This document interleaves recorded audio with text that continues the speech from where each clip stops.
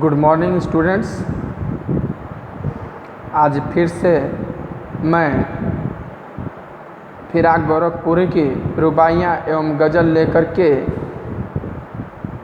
उसका दूसरा भाग उपस्थित हुआ हूँ, कक्षा 12 का।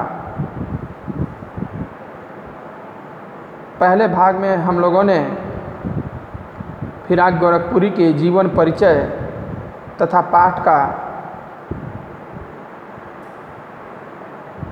श्रवण अध्ययन किया था। आज हम लोग इस चैप्टर का व्याख्या देखेंगे।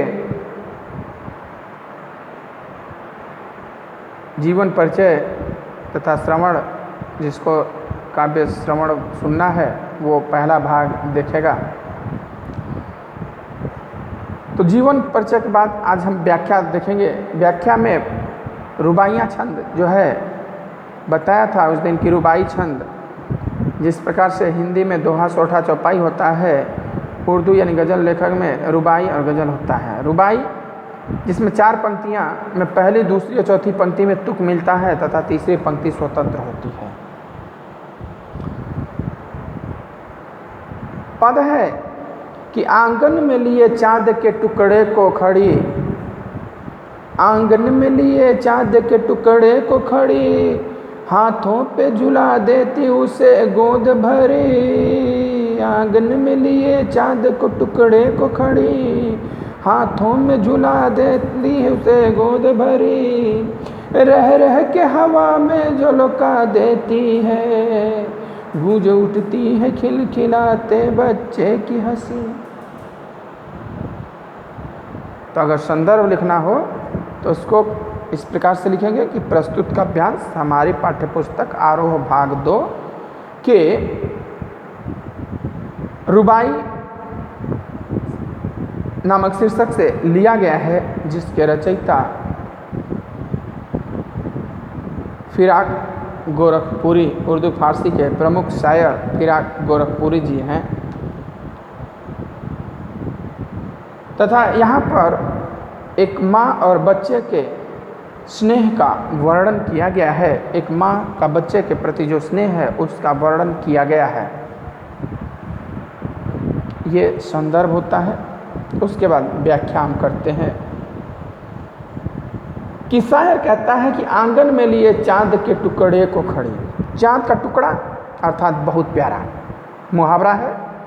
चाँद का टुकड़ा अर्थात बहुत प्यारा, एक माँ के लिए बहुत प्यारा उसका बच्चा ही होता है, उसका संतान होता है। अपने बेटे को अर्थात वो अपने बेटे को गोद में लेकर के आंगन में खड़ी है और हाथों पे झुलाती है उसे गोद भरी। गोद भरी यानी गोद में भर करके उसे हाथों में झुला रही है अपने बेटे को, और रह रह के लुका देती है हवा में उसे।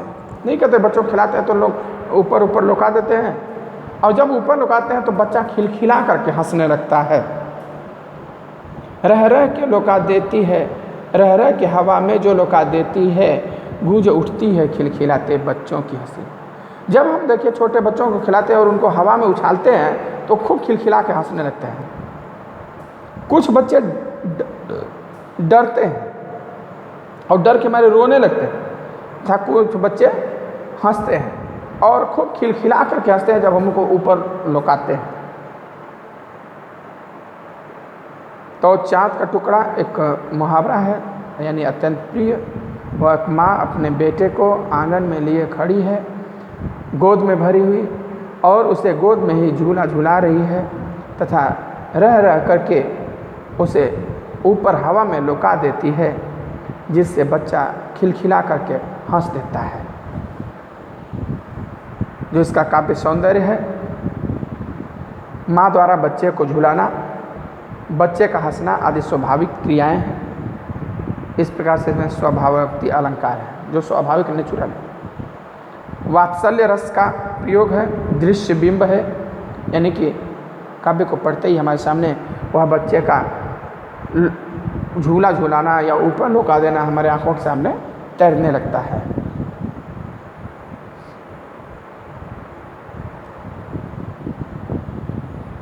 रह रह में पुनरुक्ति प्रकाश अलंकार, लुका देना देशक शब्द, चाँद का टुकड़ा मुहावरे तथा उर्दू फारसी मिश्रित शब्द का प्रयोग, ये इसका काव्य सौंदर्य रहा। दूसरा रुबाइया है कि नहला के छलके निर्मल जल से, नहला के छलके निर्मल जल से, उलझे हुए गेसुओं में कंघी करके किस प्यार से देखता है बच्चा मुँह को, जब घुटनियों में लेके है पिन्हाती कपड़े। संदर्भ एज इट की प्रस्तुत काव्यांश हमारे पाठ्य पुस्तक आरोह भाग 2 के फिराक गोरखपुरी द्वारा रचित रुबाइयाँ से लिया गया है, जिसमें माँ द्वारा बच्चे के नहाने की प्रक्रिया का वर्णन किया गया है। कवि कहता है, शायर कहता है कि माँ अपने बच्चे को स्वच्छ जल से नहलाती है, नहला के छलके निर्मल जल से, निर्मल जल यानी कि स्वच्छ जल से जब छलकता हुआ पानी उसके शरीर पर डालती है तो उसके उलझे हुए गेसुओं से पानी छलक रहा है। उलझे हुए यानी कि कर्ली है, घुंघराले बालों से, बच्चे का बाल बड़ा बड़ा है, उन घुंघराले बालों से पानी छलक रहा है, पानी की बूंदें टपक रही हैं। माँ बच्चे के गेसुओं यानी बालों में कंघी करती है। नहलाने के बाद बच्चे के बालों में जब माँ कंघी करती है तो पानी छलकता है, और जब वह उसे अपने घुटनों में दबा करके, जब बच्चे शैतानी करते भागते हैं तो माँ अपने दोनों पैरों के बीच में बच्चे को दबा लेती है और उसी समय उसको कंघी करती है, कपड़ा पहनाती है इत्यादि। तो जब उसे अपने घुटनों के बीच में ले करके कपड़े पहनाती है तो बच्चा अत्यंत प्रेम से, स्नेह से माँ का चेहरा बड़ा टुकुर टुकुर देखता है। इस तरीके से वो बड़ा ही मनोरम दृश्य होता है, मनोहर दृश्य होता है।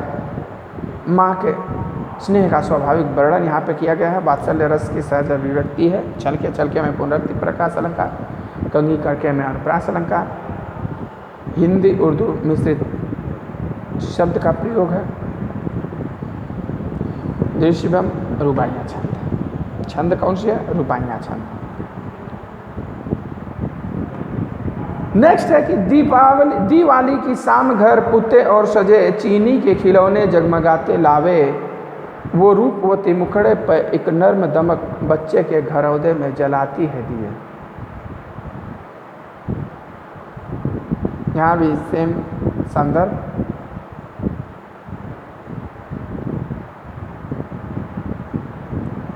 प्रसंग होगा कि दीपावली की शाम है, उसका वर्णन है।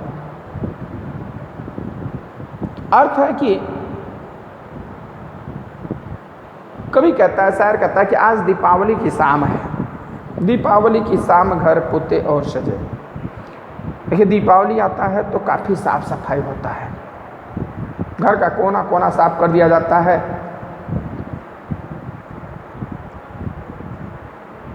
और सब सजाया वजाया जाता है। इस अवसर पर घर का रंग रोगन होता है, लिपाई पुताई होता है तथा सजाया जाता है।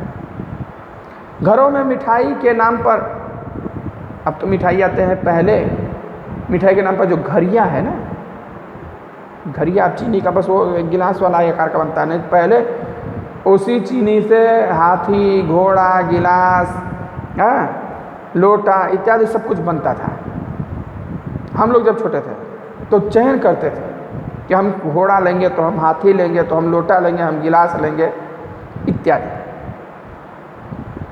तो चीनी के बने हुए खिलौने, चीनी शुगर, उसका बना हुआ खिलौना आता है, और रोशनी भी की जाती है, यानी दीपक जलाया ही जाता है, कैंडल जलाया जाता है, लाइट्स जलाए जाते हैं, और माँ के सुंदर मुंह पर हल्की चमक सी आ जाती है जब वह बच्चे के छोटे से घर में दिया जलाती है। बच्चा भी अपना घर बनाया हो कि माँ मेरा ये घर है, वो भी अपने घर को साफ सफाई करता है और माँ से कहता है कि माँ मेरे घर में भी दिया जला दो। तो माँ जब उस बच्चे के घर में भी दिया जलाती है तो उस माँ के चेहरे पे एक प्रसन्नता, एक चमक उभर आती है। यहाँ पर आम व्यक्ति के घर में दीपावली के अवसर पर रौनक का स्वाभाविक चित्रण, माँ की ममता का सुंदर चित्रण, दृश्य बिंब, रूपवती मुखड़ा व नर्म दमक विलक्षण प्रयोग है। रुबाई छंद तथा भाषा उर्दू फारसी मिश्रित भाषा का प्रयोग किया गया है। चौथा छंद है कि आंगन में ठुनक रहा है जिदे आया है, आंगन में ठुनक रहा है जिदे आया है, बालक तो है चाँद पे ललचाया है। दर्पण उसे देके कह रही है माँ, देख आईने में चाँद उतर आया है। बच्चा ठुनक रहा है, यानी बनावटी रोना रोते नहीं रोते बच्चे, आंस नहीं गिरेगा, लेकिन रोते रहेंगे, लगातार रोते रहेंगे। और जिद किया हुआ है, हट किया हुआ है कि मुझे चाँद लेना है। उसका मन चाँद पर ललच आया है और कहता है कि मुझे वो आसमान में दिखने वाला चाँद लेना है माँ।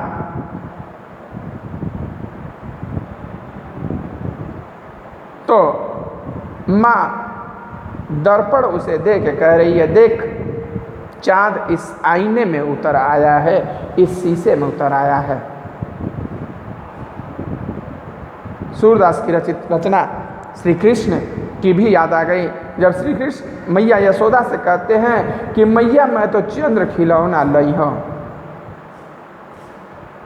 मैया मैं तो चंद्र खिलौना लई हूँ।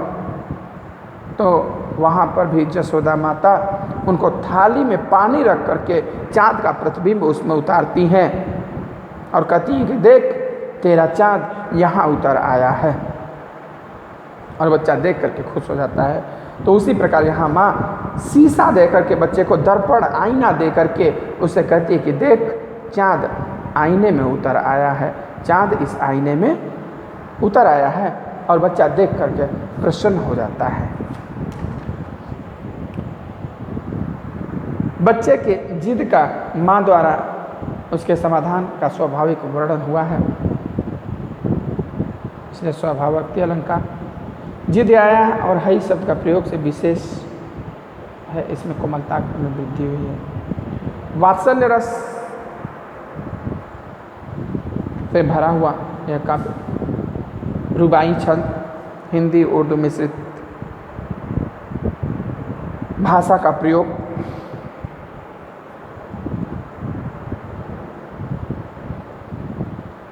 अगला है कि रक्षा बंधन की सुबह रस की पुतली, छाई है घटा गगन की हल्की हल्की। रक्षा बंधन की सुबह रस की पुतली, छाई है घटा गगन की हल्की हल्की।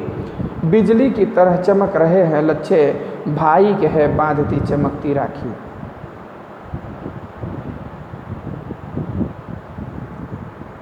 अभी एक पद पहले दीपावली पर्व का वर्णन था, अब यहाँ पर रक्षाबंधन पर्व का वर्णन है, जो सावन मास की पूर्णिमा तिथि को मनाया जाता है। कहते हैं कि रक्षाबंधन की सुबह रस की पुतली, आनंद और मिठास, रस, रस का शाब्दिक अर्थ क्या होता है? आनंद। रस का शाब्दिक अर्थ होता है आनंद। और रस की पुतली अर्थात आनंद की सौगात या मीठा बंधन लेकर के आता है। रक्षा बंधन जो आता है वो आनंद की सौगात लेकर के, मीठा बंधन लेकर के आता है। यह दिन मीठे बंधन का है। छाई है घटा गगन की हल्की हल्की। सावन महीने आसमान में बादल छाए रहते हैं, हल्का हल्का बादल, काले बादलों की हल्की घटाएं छाई हुई है। सावन महीने में ऐसा नहीं है कि बहुत होगा भयंकर बारिश या नहीं होगा, हल्की हल्की बारिश, बादल होगा, हल्की हल्की बारिश होती रहेगी, बूंदाबांदी होती रहेगी। तेज़ बारिश आषाढ़ महीने और भादो महीने में होता है। सावन महीने में कहा जाता है हल्की हल्की बारिश होती रहती है। तो इसलिए हल्के हल्के बादल भी आसमान में छाए हुए हैं, काले घटाएं छाई हुई हैं। और इन बादलों में बिजली चमक रही है, बिजली की तरह चमक रहे हैं लच्छे। भाई बादल घेरे हुए हैं तो बिजली चमक रही है।